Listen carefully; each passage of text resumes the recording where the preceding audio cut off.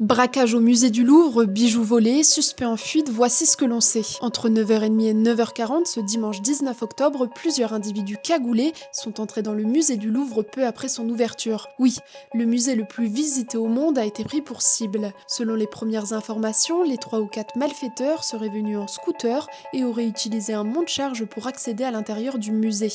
Des individus ont pénétré par l'extérieur du musée du Louvre en utilisant une nacelle qui était positionnée sur un camion. Ils ont fracturé la fenêtre et se sont dirigés vers un certain nombre de vitrines pour dérober des bijoux, a expliqué le ministre de l'Intérieur Laurent Nunez. Leur cible, d'après le Parisien, des bijoux historiques appartenant à Napoléon et à l'impératrice exposés dans la célèbre galerie d'Apollon. Les suspects se sont ensuite enfuis en scooter T-Max. L'opération totale a duré 7 minutes, a précisé Laurent Nunez, évoquant une équipe de chevronnés qui avait manifestement fait des repérages. Les malfaiteurs ont dérobé des bijoux qui ont une valeur patrimoniale inestimable, a aussi souligné l'ancien préfet de police qui a refusé de donner la liste des biens volés.